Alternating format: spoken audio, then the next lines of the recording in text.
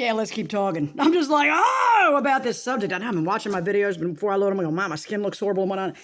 You know what? This is what it is. This camera's picking up the oldness. Anyway, but yeah, you get bad lighting, and you're like, God, Karen, you look like you aged a million. I know.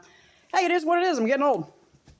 A lot of the age on my face was due to extreme stress and 15 to 20 years of plant-based eating, which just about killed me. Anyway, it's a shame. I used to look like so much younger than my age that people were like terrified to sit in my chair and let me do their hair. They thought I was like 14. I'm like, look! No. And then, yeah, right after that, I made the big boo-boo, laid me down. And then I got really old and really frail and really fucking insane and all kinds of stuff. But anyway, let's talk about the fact that I was watching the fact. The fact was, I was yesterday watching Blair White. Blair White, you know, a real, well, as close as you can get to a real transgendered person. And she'll even, she will even tell you that. Blair White should be, but isn't, but is the most hated transgendered person in the transgender community.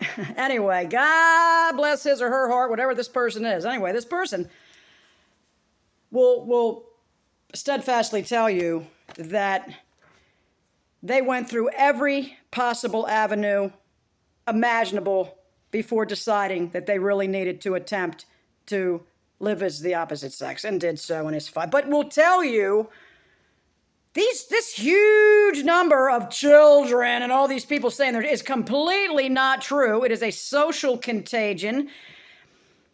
I don't know if the video was uploaded yesterday or recently, but I should put the link in. But at any rate, I should put the link. I should link that shit, Karen. I will. The reason I call Blair White she is because she looks like a she, okay? Everybody with their pronouns. I'm going to call me a she. It's like, dude, sometimes these dudes look like a linebacker and they got to put a fucking wig on and want you to call her she and her. You're like, stop! Just please look remotely like what you want to be called, and I'll call you that. It's okay. I got no problem calling Blair White she and her and all that, because she looks exactly like a woman. Exactly like a woman. Okay, I can handle it. I can handle it. She can handle it. He can handle it. This person is, you know, this person does not feel, Blair does not feel like the world needs to kowtow to everybody's pronouns and all this bullshit. Blair White is a normal human being that says, I have a mental problem. There's something so severely wrong up here that the only way I could really deal with it is to do this. She said, but it's rare, and I'm not saying I'm special. I'm just saying, stop it, kids. It's not like that. Anyway, I'll let her speak for herself. What she was saying is, it's amazing that when you do the research, there's such an uptick, which is an interesting word, could talk about ticking. There's such an uptick in females, girls, junior high, high school, whatever, that suddenly have Tourette's. They suddenly have Tourette's. And to also to glorify mental illness, to glorify that it's like it's a fucking badge of honor to say, oh, I'm psychotic. You know what? It's not cool. It's a social seriously. I've seen it. I've seen some where the groups of people that have been diagnosed with schizophrenia or schizoaffective or whatever, psychosis, whatever, all of a sudden they're in a special group. You can't understand, and we're just special. You just can't understand. It's so great because like what do? They I can't think of the word. Wait a minute. Astral projecting, or they're doing this or that. They're all like, I don't know that I've left my body before. I don't know that, but when you're asleep, I have flown in my dreams probably about at least 10 times, maybe more, in my dreams where I was aware, so it was lucid dreaming, where I was aware that I was dreaming and I could fly, and I knew I could fly. My daughter and I were talking about it yesterday. She says I fly almost every night in my dreams. You know? And I'm like, that's amazing, Paige.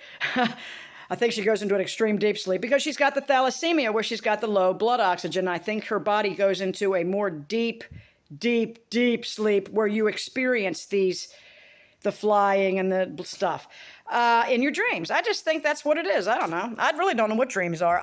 There's times when I'll have a dream, and when I wake up, I know that it was real.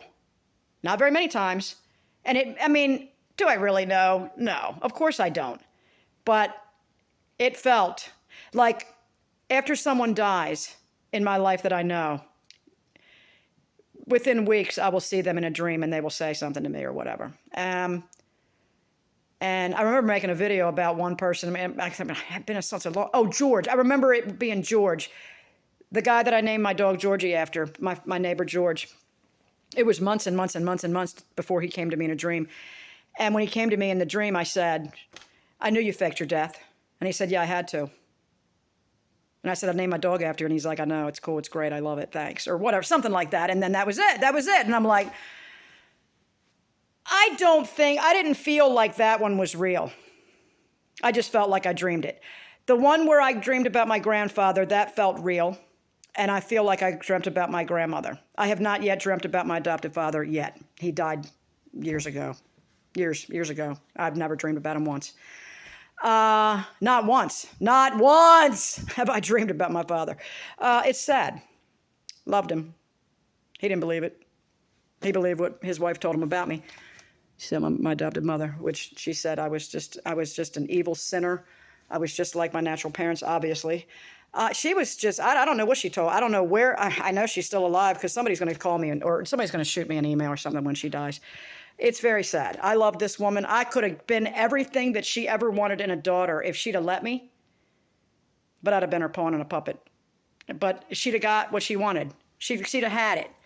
She couldn't let me be myself genetically and all who I was and just raise me that. I mean, I'm not saying it's not difficult. I can't imagine adopting a child and having their personality start to arise and their thought processes, which are completely genetic, that you have nothing to do with, and not understanding this kid. I have no idea. Kudos going out to adopted parents that are trying their asses off, and foster parents. My heart goes out to you. I do not know how you even... I don't know how you do it. It's hard enough raising your natural children and you see their tendencies, thought processes, emotional processes that genetically are coming from you or their other parent. And you're just, at least you can understand what you're looking at. If it's a foreign child that's foreign to your family, you have no idea what you're looking at. The chances for things to go wildly wrong are really high in this case because look at the atmosphere we're in. Look at the culture we're in. So what was my point? I don't know, I forgot. So maybe I just have to make a part two. I start talking, forgot what I was talking about, forgot. But look at the dogs. I gotta clean this window because the little nose prints all over it. Look at them. They're staying in the yard like good girls. And then we got over here, hey, we're improving upon the property. See, now we got, oh, shimmy. What's going on, girl? What's going on? She's like, I'm not looking. Come on, Shim. Come on. Come on. Come on. She's like, I don't want to talk about it. Yeah. All right. Peace out, YouTube.